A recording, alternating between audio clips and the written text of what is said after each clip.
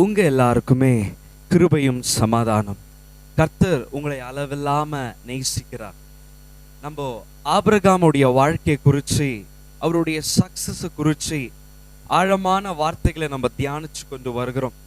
கேட்குற ஒவ்வொருத்தருடைய வாழ்க்கையிலையும் நிச்சயமாகவே மிகப்பெரிய இடத்துல போய் நீங்க செய்ய போறீங்க. இந்த ஜேர்னியில இந்த வார்த்தை ஒவ்வொன்றுமே நீங்க கனப்படுத்துவீங்கன்னு சொன்னா நீங்க ஸ்கிப் பண்ணாம நிச்சயமா நீங்க பார்ப்பீங்க இல்லையா?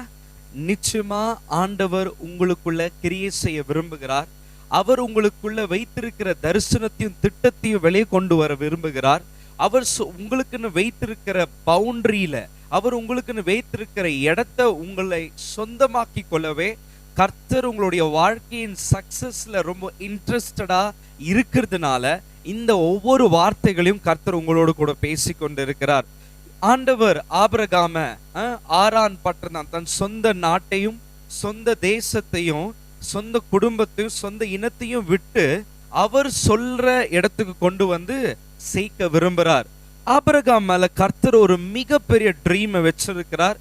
அவர் மூலியமா தான் அவருடைய ஜெனரேஷன்ல தான் ஜீசஸ் கிரைஸ்ட் வரணும்னு விரும்புறார். அதே மாதிரி தான் ஆண்டவர் எப்படி ஆபிரகாமுக்கு ஒரு தரிசனத்தையும் ஒரு திட்டத்தையும் வைத்திருக்கிறாரோ, உன் மேலையும் என் மேலையும் கர்த்தர் ஒரு திட்டத்தையும் தரிசனத்தையும் வைத்திருக்கிறார். சில நேரத்துல ஆண்டவர் இதெல்லாம் விட்டு வா அப்படின்னுவார். இதெல்லாம் விட்டு வர்றதுக்கு நம்ம ரொம்ப கஷ்டமா இருக்கும். ஆனா கர்த்தர் அங்கே என்ன உயர்த்த முடியாதான்னு ஆபிரகாம் பார்த்து கேட்டிருக்கலாம்.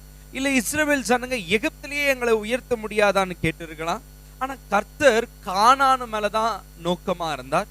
அந்த இடத்துல தான் பாலும் தேனும் ஓடுறதுனால நீ அங்க வரணும்னு சொல்ல, ஆண்டவர் கல்லுல இருந்து தண்ணியை வர பண்ணுகிறவர், வனாந்திரத்திலே காடுகளை கொண்டு வந்து சேர்க்கிறவர், எதையும் சாதாரண கசப்பான தண்ணீரை திராட்சரசமா மாற்றக்கூடியவர், எதையும் அவர்னால மாற்ற முடியும், உருவாக்க முடியும்.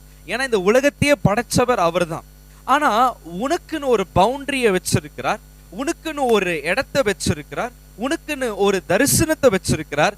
அதனாலதான் உனக்கு கர்த்தர் அங்க இருக்க விரும்புகிறார். அல்லேலூயா.